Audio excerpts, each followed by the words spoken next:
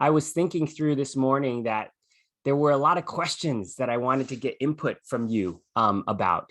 So definitely be able to spend some time thinking about what kind of stuff do we need for pediatrics.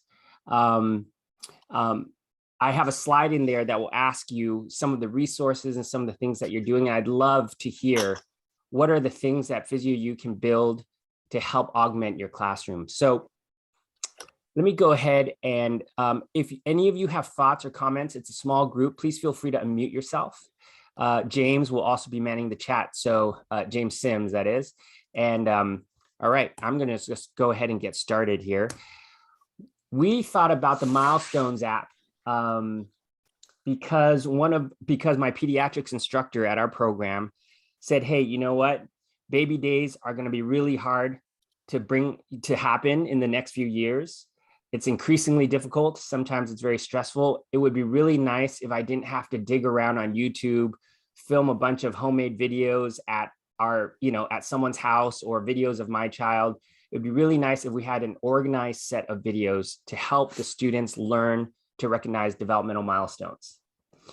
So I thought, wow, that would be kind of cool to follow the same baby month by month so that we can compare and look at how he changes. So we decided that that would be what we would do for the Milestones app. The other part that I'm going to show you, the Pediatric Gate virtual reality app, was the brainchild of Edie Kendall. And she basically said, hey, I used to bring children in. We would do gait analysis of them. We also had some videos of them. And eventually we realized that some of these children may not want to be, they've grown. They may not want their videos out in the wild being used. So she ended up working with University of Idaho, professors there, and we created a virtual environment where we used motion capture to capture different gait patterns of different children with different conditions. And then we linked that to a movement analysis or gait analysis tool, the Edinburgh Gait Analysis tool, and created a tool that you might be able to utilize in your classroom. So I'm going to show you that, take a moment to show that to you. So when you go into the apps, so I'm going to go to the browser, you should be able to log in at PhysioU. This is one of the things that I find most useful. I don't have to fumble with an iPad or any device that has a browser. You can log in and utilize this in your classroom. So I use this every week in my class. And I think when you use it more often, the student becomes comfortable at using it. Oftentimes they walk into a resource like PhysioU, and what happens is it's just overwhelming. There's so many different things. But when the instructor says, all right, guys, go ahead and open up your Developmental Milestones app, we're going to take a look at some key milestones and kind of discover together, what does it look like to develop, and what we did here is in the motor milestones, besides month 0, month 1 through month 12, believe me, it hurt when we realized that we had missed month 0. But in month 1 through month 12, you will see the same baby changing. So what we do in the classroom is essentially pull out videos and look at videos together. And we ask the students to kind of call out different things that they might see.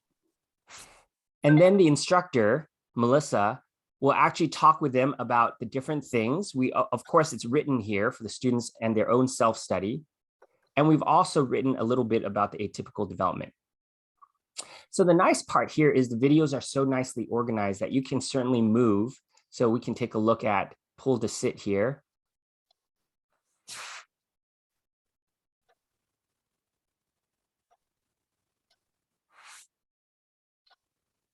Okay, looking at the observations in atypical development, and then moving on from month to month. So let's go to, let's say, month 2, supported sitting, pull to sit. Let's take a look if there's any difference. Not quite yet. He's still working on it.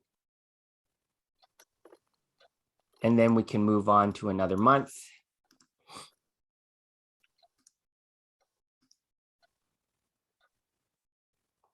There he goes. Oh, he's got a little bit more control. So imagine us trying to teach students about how babies develop and having a nice picture and having the ability for them to easily find all of these videos on their own devices to review and to kind of immerse themselves so that they can study this over time.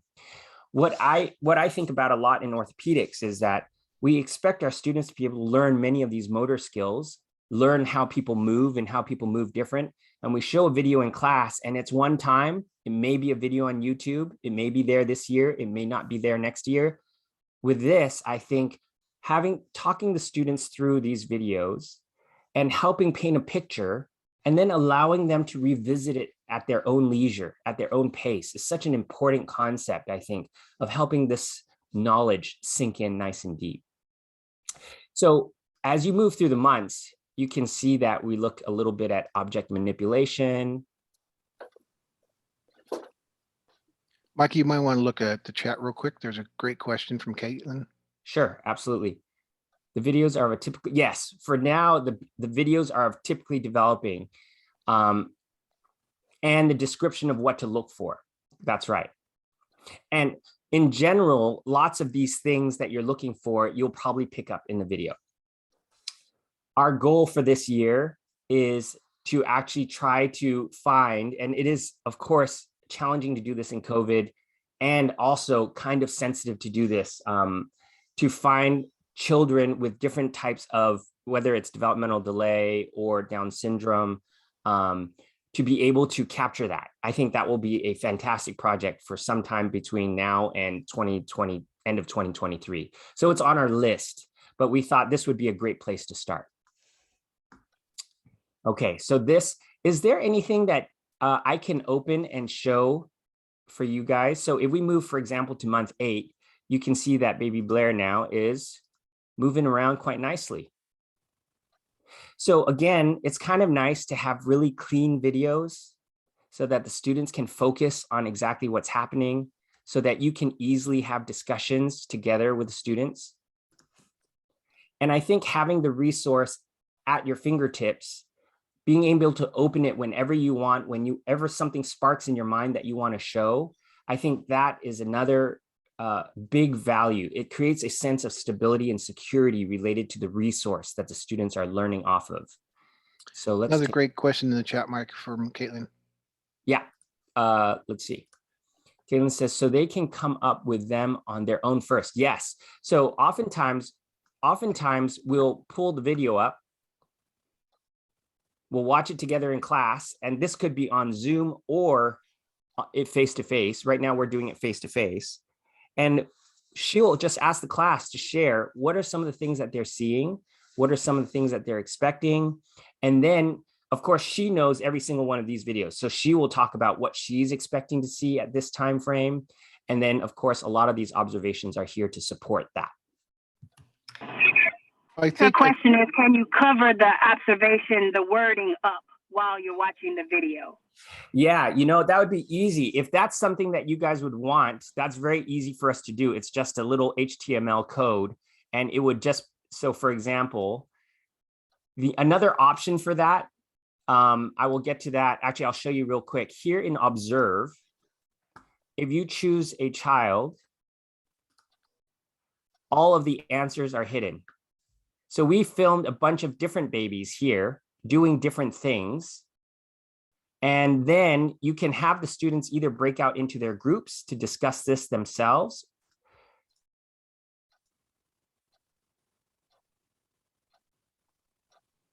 Okay. And then what we've done is we've written up the observations. So they're all hidden. We've asked the students, can you determine their functional age? This is their actual age, their diagnosis, and some short-term goals and long-term goals. All of these can be discussed together. So in the learn phase, the reason why we didn't hide it is because it was a phase of, for the student, we decided that it would be very clean to have each month, each task, everything easily viewed. When you got to the observe phase, which is kind of like the interactive phase for you as faculty to utilize in your classroom, we just had a bunch of different babies now. Does that help? Or would you still prefer that in the learn phase, we hide things under drop-down menus, for example? Any comments about that? I think, was it Rhonda? Was it Rhonda? Well, I jumped in. Yeah. Yeah, I jumped in. I'm not sure if that's what Caitlin meant. So I apologize, Caitlin, if I jumped in. I understand now why you did that. And so since we have another panel where we can do some guessing or some right. Some interactive. I guess that's okay. Mm-hmm. Yeah. Yeah, I think the first portion, Mike, you're trying to establish the knowledge base. That's and right. Then subsequently you want them, okay, now we're going to mask or hide the quote, the answer key from you folks and let you guys start seeing, what you see and think, and then we'll reveal it later. I think that's kind of that Cat wrote, if you do it asynchronously, hey, just learn what's going on. And then after that, we'll do it with the answers obscured, so to speak. Yeah. So yeah. If you got if you got both, right, Patrick? If you have both, then it works out. You could teach it how you want. Yeah. Yeah. Now that I see, sorry, this is Caitlin with the initial question that there's the two different sections. I'm new to PhysioU, so I didn't realize that. Yeah. I do think that maybe it would be a little more versatile, or you could use it in different ways if it was because the drop down menu is still fairly easy to open up if you want to show them, but that's my opinion. And again, I'm new to using this platform, so I may change my mind once I've used it more, but I think you're right in that if it's hidden, it allows the initial interaction to be very, very focused on what is on the video instead of their eyes kind of creeping down and then kind of giving away the story. So I think that's a great point. And it actually creates a lot of engagement from the students. It says, there's nothing else here but your eyes and the baby. What do you see? And then really focusing on their observations first, like what are they seeing, and then you can drop it down. Or if you want them to look at it right away, then they could say go ahead and use the drop down menu. Open the drop down. That way, but that way you have options. But that's just my opinion. I really like the videos. Yeah, fantastic feedback, James. You've got that one right. I think that I will actually chat with Melissa today. Where the pediatric app stuff team is meeting this afternoon to discuss some of the things that we're building. And I'll bring this up. I think that's a very smart way to turn this into both. It gives you even more versatility, I think. And a lot of faculty do ask for a lot of our case studies that things are hidden so that there's no chance that the students could always open things. But in general, I think they'll be more engaged because answers aren't floating in their kind of field of view. Yeah, great comment. Keep the comments coming. I'm just going to show you here in Learn that we have reflexes. So again, all your most common reflexes are all filmed here with stimulus, response, appearance and integration, and some potential atypical development. So let me just show you the list here. If I go back to the reflexes, and please let me know if there's any particular one that you want me to click on. Happy to click on any of these for you.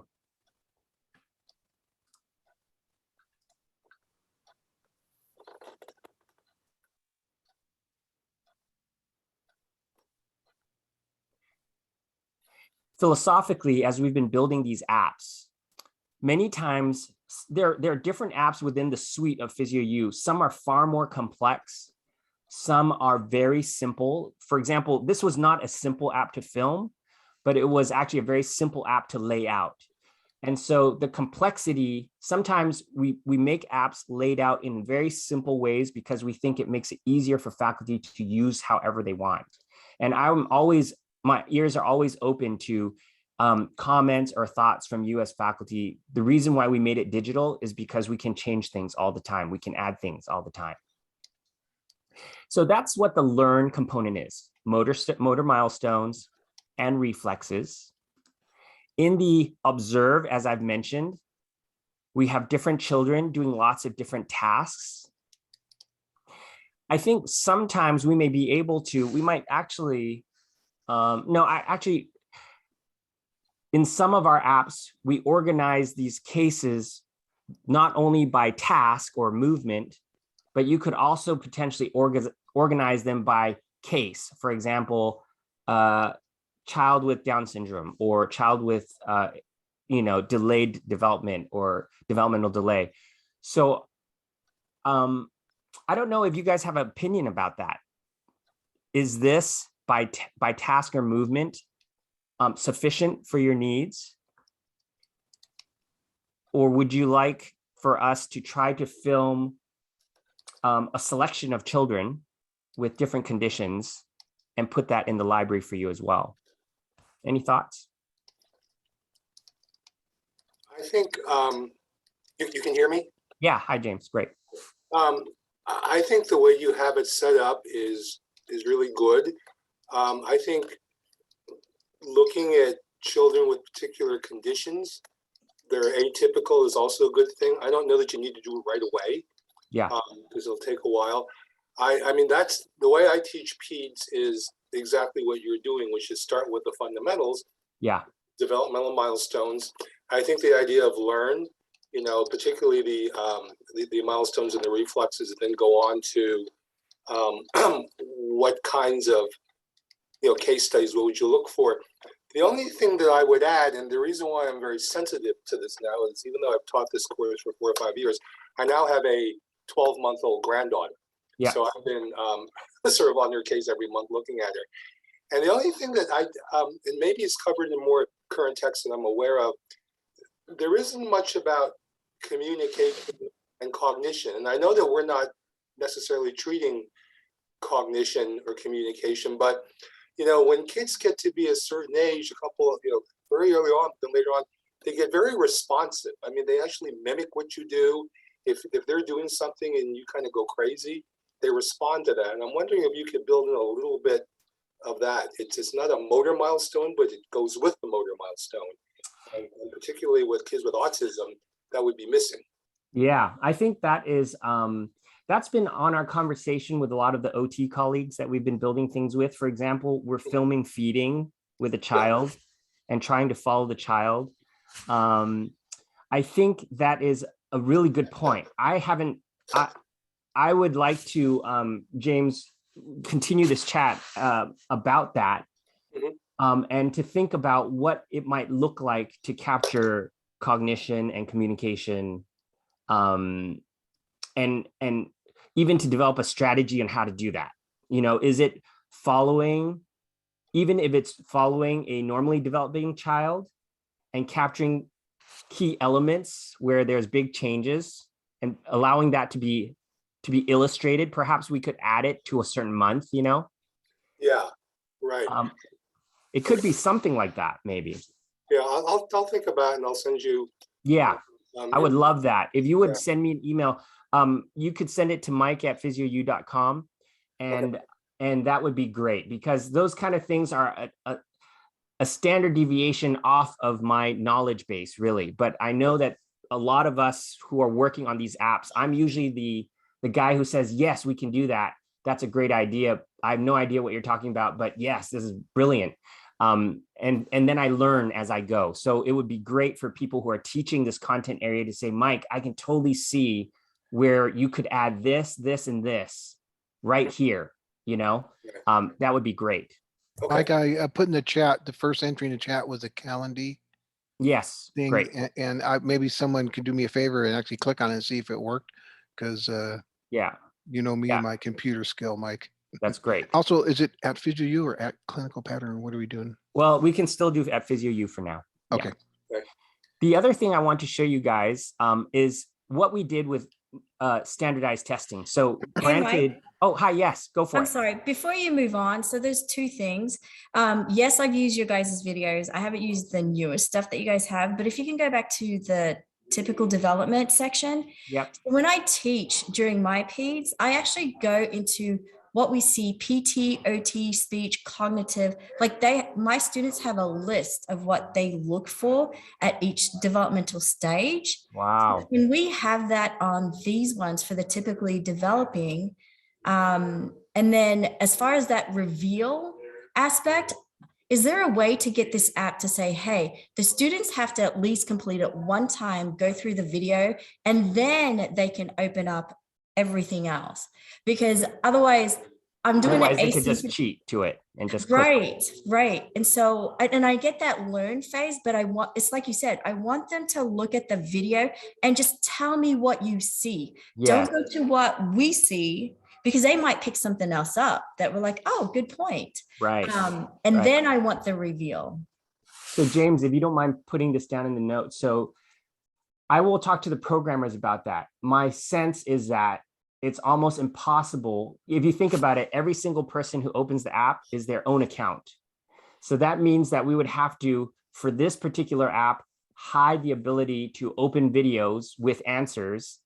I mean the writing below, to be able to hide that individually for each person. And that means we'd have to keep track of their first time they open this app and the first time they click on these videos. So I think the more likely solution for now is that we could hide all of these. And the expectation when we tell the students, for example, it wouldn't be uncommon for you guys to say, okay, guys, this week, I need you to look through and explore the first however many months. And again, forgive me, I don't teach this particular area. I don't know, Kat, do you guys, when you talk about milestones, are you talking all about it in one day? Do you cover all the months? Oh yeah, but I also have a 3 to 4 hour lecture. Okay. so it's not just milestones, it's reflexes. It's all in a chunk. Yeah. Got it. So, I mean, you could technically tell the students, hey, today we're going to spend time exploring the developmental milestones of this baby. And the first round, when you watch these videos to sharpen your observation skills, I don't want anybody to look at what is written below. I just want you to hone your eyes to the baby and take some notes about what you think you see. We're going to discuss this in class. So that's one way to do it. The other option, I always toyed with this, and that was faculty accounts are different from student accounts. We could always make the faculty account as the only account that can open this, but then you lose the opportunity for the students to be able to revisit this on their own, to kind of bounce what they see off of the answers. So it's always a trade-off. Generally, what we've done is we have, for the most part, created drop-down menus. So these are hidden, and we allow the students to play with the resource from the perspective of not having answers, but always being able to find the answers easily. This kind of comes from the annoyance that I have. I remember when I use my own textbooks or other textbooks, it's like, here's the case studies. Please flip to page 372 to dig through and find the answers. There's just so much cognitive energy that goes into that. And I think students these days live by this kind of instant, okay, I've looked through it. This is what I think. Okay, let me click down on the down menu. Here's the answers. Okay, great. So I think there's that we can actually feed the students the answers at the appropriate time if we make that call to action very explicit at the beginning of the course. So maybe that might be the fine balance. Turning these into drop-down menus, I can have that done over the weekend, Yeah, one thing, real quick comment, and great chat room submissions from you folks, getting a lot of ideas that I'll make sure Mike it's on his brain today when he talks to the developmental milestone people. But I think, the challenge is just, how can we capture the students? Hey, first, try it out without looking at the answer key and then going, and we'll see. Yeah, I think that's really kind of the nuts and bolts of what everyone's, kind of the idea we're kicking around right now is how to make it, work for them. Yeah. And then tons of ideas, Rhonda, Doug, and Patrick. Yeah, I'm capturing your comments that we will have that for our later meeting with our content experts in this area. Perfect. Yeah. All right, let me show you about the standardized testing. So what we did here is we organized a lot of the standardized testing. Now, not the official tests. Of course, those are proprietary. Different schools will do different things. Like you might have a bunch of kits that the students use. So what we've done is we've tried to organize them so that in the student's mind, it is not just this chaotic mess of all these standardized tests. So you could search standardized test by condition. And when you click on any one of these, there's just a brief synopsis, just the short stuff, because you have SRA Labs that has all the greatest updated information. So we just keep the link live. So everything is just organized and easy for you to get to. What we have in the app itself is really just very brief description and eventually a link to the instrument so that they can purchase it. And then however you use this, you will then do that. I mean, how you use this, these standardized tests for students to try and to practice, I think every program just does it a little bit different. One of the things we have done, for example, we brought a baby in and we filmed the entire Bot2. So we did the entire Bot2 test, and we're thinking about how to organize that. So it would be nice if for some of the key tests that we could bring in children, film them, and then allow those to be your case studies. So let me just pause for a second and get your thoughts about that. What do you think, and which particular standardized test would you really, really love to have us film? Any thoughts about that? And also, I think I have to be sensitive to, are there major copyright issues? Are there copyright issues? Could we actually film elements of the test being done and share it from an educational perspective? Because in the end, I think we are promoting that these tools should be used, and we promote where to get them. So I think in some sense, from an educator standpoint, by creating these opportunities for faculty to allow their students to learn how to score these tests, you're in fact improving the chances that these tests are going to be utilized on the clinic. So I'm very curious about your thoughts about that. Mike, there's stuff in the chat, man. This is a great group of folks here. They're really active, and you guys are contributing greatly in terms of what we can be discussing later today. So thank you guys. Okay, yeah. so James, you're writing these down for me separately? Yeah, and we're saving the chat too, because I'm writing as fast as I can, but you know how fast I type. Yeah. So yes, good. So it looks like PDMS2, GMFM, AIMS, possibly Bot2. Okay, good. Talk to a lawyer. There's probably some precedent that could help with copyright. Good. Yeah, thank you. Yeah, you ever going to get in trouble like the Nirvana guy got in trouble? That baby Nirvana guy. Yeah. Oh, gosh. Okay, good. So, and the other thing too is we could also reach out to the publishers of these. Jaina, our OT colleague, has also begun to reach out and say, hey, we are trying to promote the use of your tool, and we would like the permission to be able to utilize create videos and allow schools to do it. So I think that's another direction that we could go. It's great. Thank you for that little list. I'll bring it up to the team.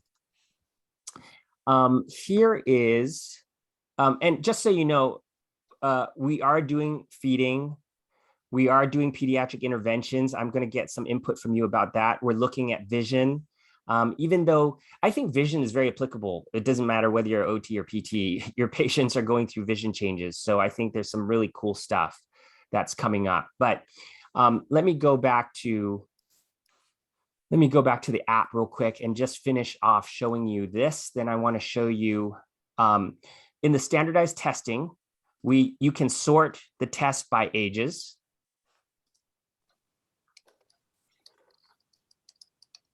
And you also have some brief case studies.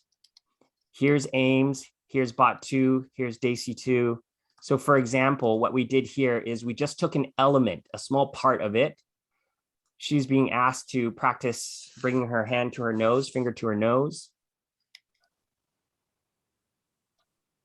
You're going to touch your finger to your nose until I say stop. Ready, go.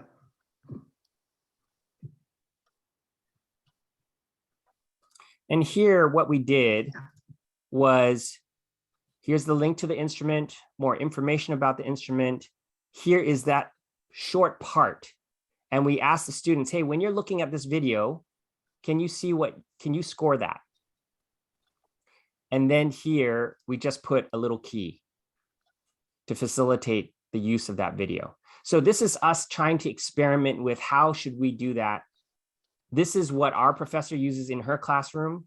All of these are kind of available for you to utilize as well.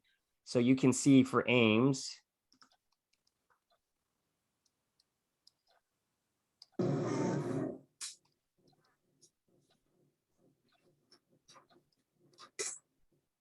now you can see why we silenced all the other videos.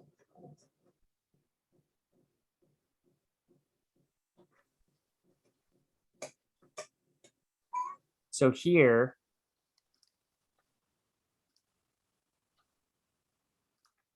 all of it available for a quick discussion.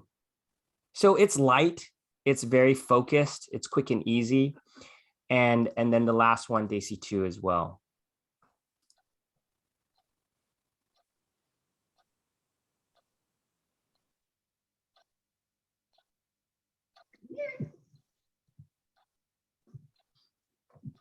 Good job. Can you pick up the elephant?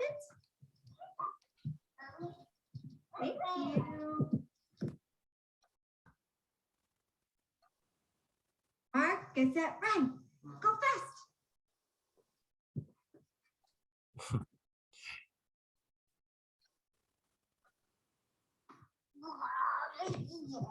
Good job. Put this one in. So here again, the items. So it's just a snapshot of the tool and then the scoring. Any comments about that?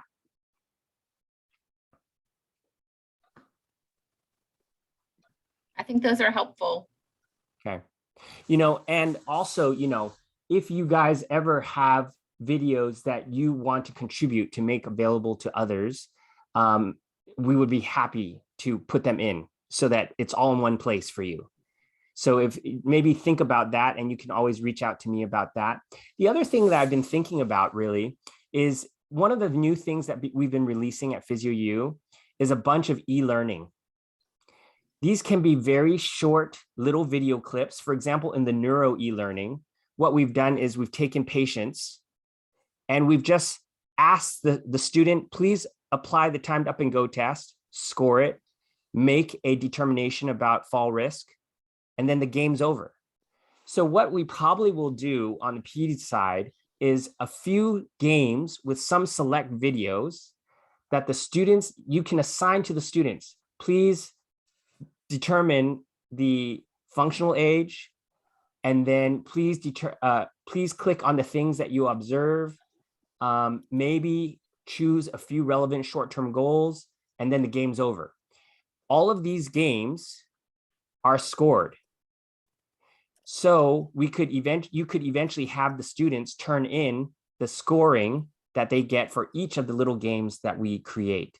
So it's on my list of things to do for pediatrics. Again, if you have ideas of what would be really cool little interactive mini games, you know, like we could make a game just showing different reflexes, asking students when this reflex appears and when it should, you know, integrate, and just let them play with their knowledge. They finish the reflexes game and they've interacted with their knowledge. I think that's another one that we'll probably build not too long from now.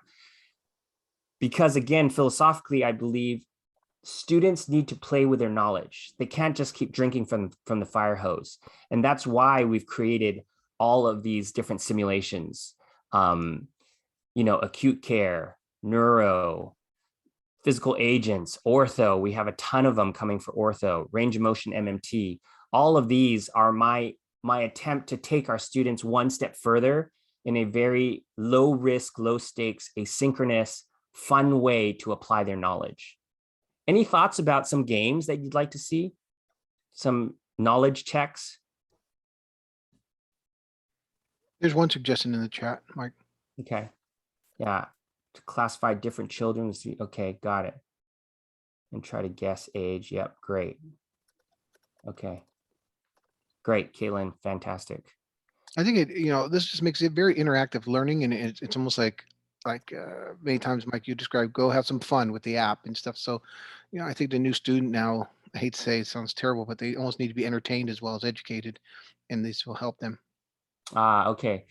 So Doug, you said don't silence the videos. You mean for all of the learn section with all the different months? Is that what you're saying, James and Doug? I would, yeah. So whether the testing, whether you're looking at the aims or even your normal development, Oh, I think the actual audio, I think is good. Like the students are seeing those babies coo or laugh or back. yeah, that's right. I think hearing those noises makes them, hey, I like that child, or oh, they're crying. That's a little intense. But I think that's a normal part, and so I think having the volume is a good thing.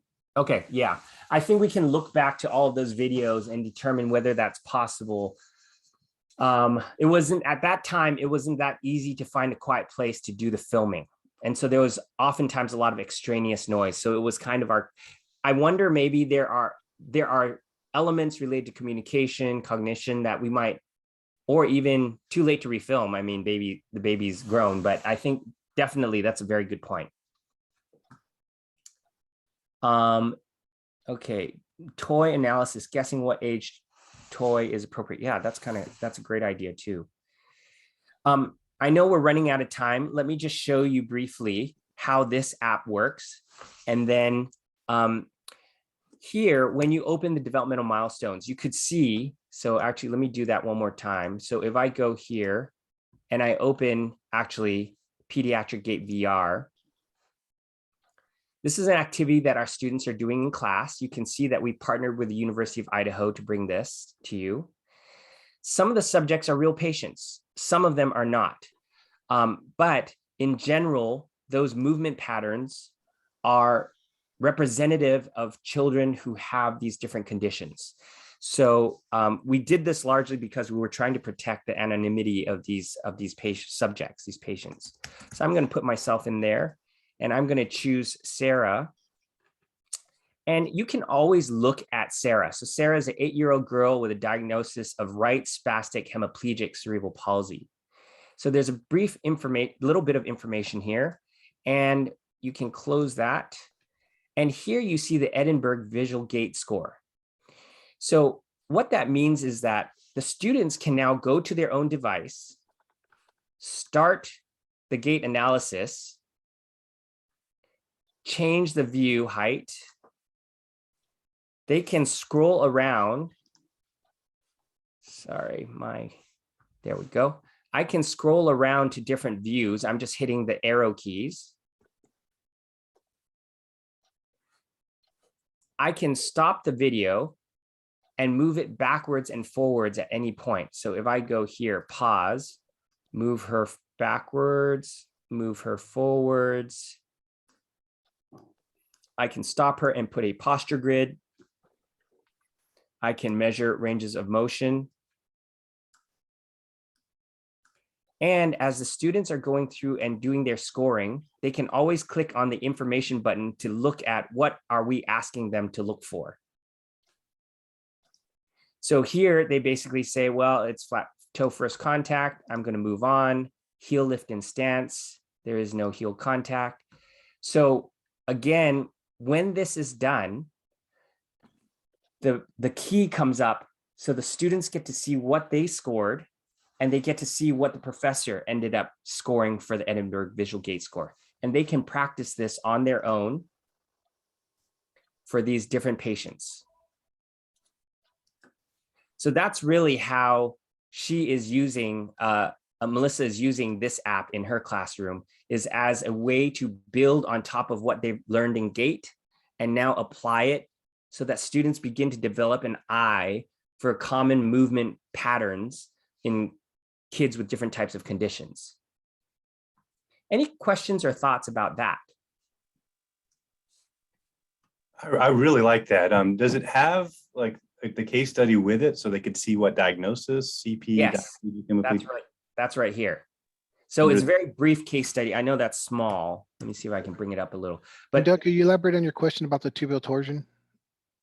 I think you could just by watching him do the other. So if you did it from a kind of frontal view and spin around and then stop it, and then you could measure and see how much from, just a typical way of doing tibial torsion, access through the talus, second metatarsal. And so I think you could probably do it if you I have not played with it yet, but I bet you could.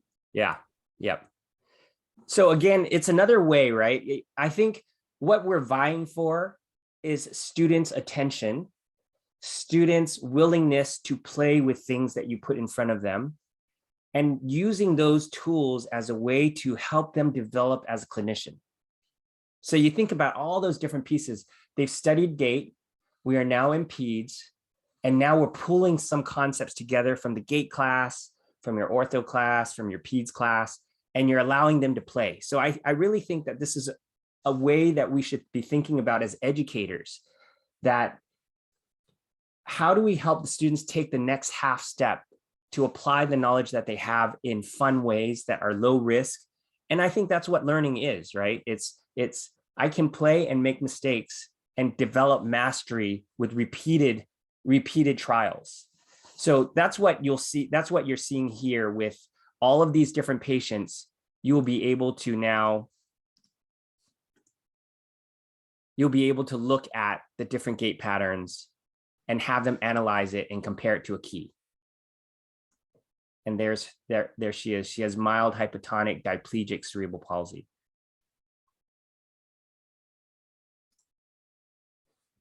So that kind of concludes for now. Let me just share with you in these last minute or so, last couple minutes. And James and I are not in a huge rush, so please feel free to hang out and chat, because I have some questions that I'd love to ask you. In the works, what's coming from PhysioU is pediatric interventions.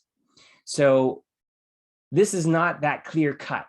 What we're probably doing, we've already done one set of filming to see how it would work. And it is an OT and a PT working together, and we're filming common forms of interventions for different types of impairments. So we're thinking of organizing the app from the perspective of common impairments. And then here are some samples of things you could do. Any thoughts about that? Is that useful to you? I'm not sure if everybody else is using this, but part of the interventions that I also do, I go into like the movement systems, like the issues, because they kind of tell us, hey, if it's this movement system, that's the issue, then it's either going to be good prognosis, bad prognosis. Is it a remediation, or is it an intervention that's going to progress them? Compensation or remediation type of thing. Okay, got it. I'll bring that up today in our meeting. I mean, do you feel that, I guess when you are teaching this, do you have a list of these common movement system impairments and then those prognostic indicators, or how do you? Yeah, and that's just the one part. But then as far as like interventions, there's so many different techniques that I actually, they practice different techniques. They'll even pull it from the neuro class and ortho, whatever they've been taught to, as long as it applies in my pediatric section. Got it. Kat, I would love to chat with you about that further on another call, if that's possible. Would you reach out to me so that I could kind of talk through that a little bit deeper with you? You got it. That would be great. Thank you. Are there any particular resources or any other thoughts and any particular resources that you would say, Mike, you can't ignore this resource, please look at it, because most of our programs are using this related to interventions? Are there any of those types of things?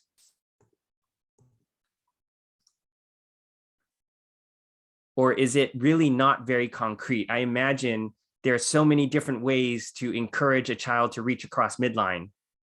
And maybe, you know, from a PhysioU perspective, I always think, can we take the middle road, give some common solid examples, and then let their creativity do the rest? Is oftentimes what I'm thinking about. So what I've mentioned to the OT and the PT is, as we bring the children in and we're filming common types of interventions for these different issues, these different impairments, choose the most common ones that you would expect students to recognize.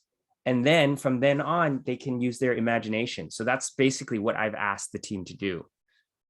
But if there are resources that you're like, no, actually, there's a pretty standard set of things that you guys should be at least staying close to, I would love to know.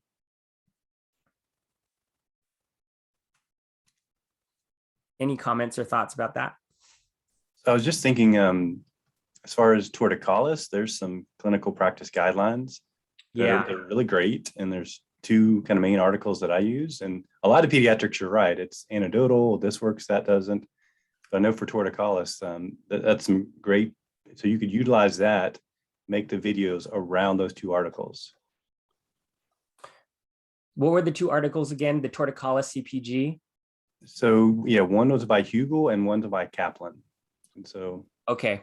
Yeah, torticollis is another really important area for us to capture. I can't remember. I think we actually filmed some of that sometime late last year. I'll have to look into it. But yes, thank you for mentioning that.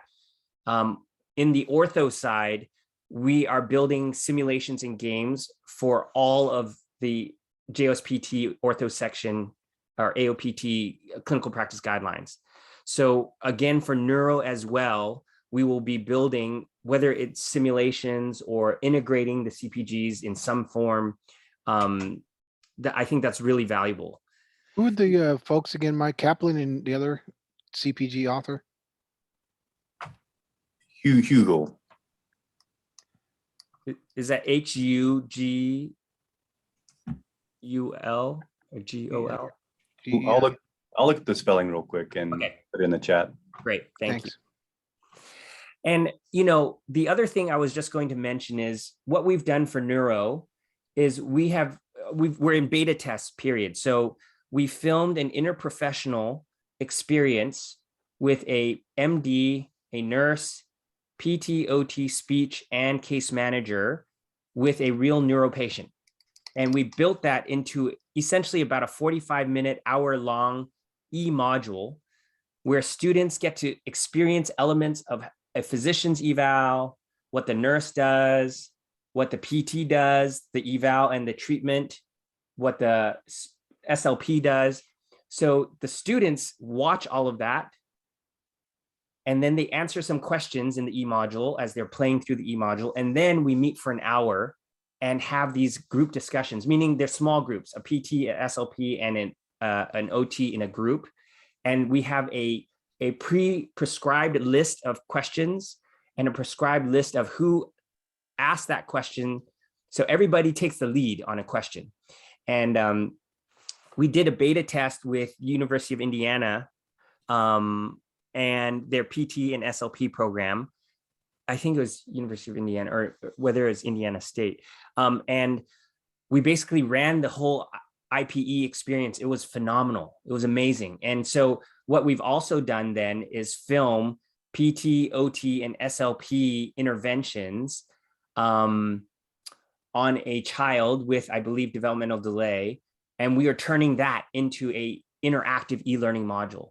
So what that means is sometime in the middle of the year, probably by summer, there will be an interactive e-module that you can have your students go through, and you can use that as an IPE experience, or you can just use that in your pediatrics course and help them to see how valuable it is to work together as a team. So that's something that we've already filmed. We're just in the process of editing video and building the e-module. So just so you know that that is coming as well. Any thoughts about that? Because I know for peds particularly, there's a lot of interprofessional collaboration. And I think if we can facilitate that, it's better for everybody. Any comments? Mine was just in the chat. It's about the different settings, especially in the school district and the early intervention. It will actually look different than in the medical model. Ah, yeah, that's a very good point. We would basically, if that's the case, we would want to film something that looks at least like it's in the school setting, and then have them work as though they're in the school setting to expose the students to that. The one we have filmed is filmed in a home setting because that's the only way we could do it at the time, was just to go to the child's home. But I like the idea of having at least mimicking what a school setting looks like. I also think if you can add in later on, but how would the telehealth look like in these various case settings? Because that's been a for my labs for the live lessons, I've had telehealth because parents didn't want to come in, or some of them actually had live sessions. So I want to expose them to something like that before they get into it. So I wonder, that actually might be almost easier to do, because we could just do a Zoom and record it and then edit out elements so that we could make it a very succinct, very clean experience. And again, Kat, that would be something that certainly we could talk through and see, kind of figure out what should that experience look like. When we build these simulations and these IPE type modules, each of the examination and treatment sessions were about an hour and a half for each profession. So what we had to do was trim to what we thought was most specific to that profession, that would most reveal some unique things that each profession brings to the table, and really kind of create a highlights reel, and then ask students to interpret what they see, to talk about what they see. And what we found with the students is they were very open to communicating with one another, and they really admired what the SLP does and what the OT does and what the PT does. So it was very collaborative. And I think being able to, at the very least, mimic a school setting and then have them practice as though they were in the school setting.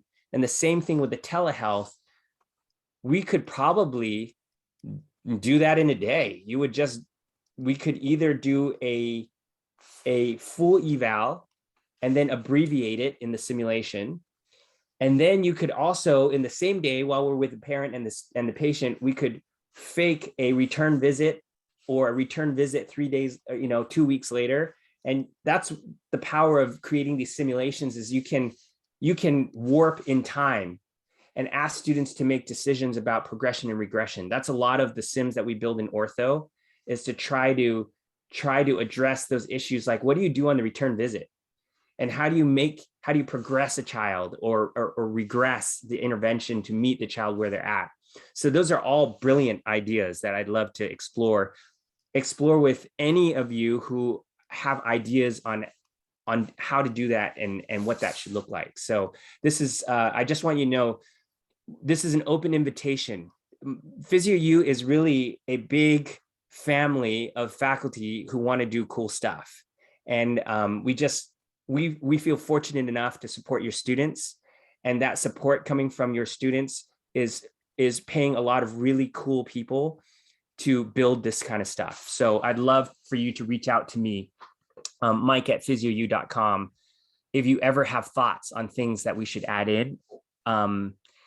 One key question I always ask myself is, whatever it is that we want to create, does it belong in an app? Or is it always better that this belongs in textbook? Because I think textbooks absolutely have their place. I still use them in my classroom. We use less of them. We save our students money now because we're using less of the textbooks, because some apps just do it better than text. At the same time, I think yeah, exactly, Kat. I mean, the students today often don't buy the text. And even when they buy it, they may not open it very often. So it really is a window of opportunity for us as faculty to think about the future of education and create cool things that can get the job done. I think this is where, 20 years in, I'm 20 years in at APU teaching orthopedics. And I've come to realize that good teaching and learning doesn't mean I have to still work with wood, fire, and stones. We can build anything at this point to change the way students learn. So I would invite you to think about that.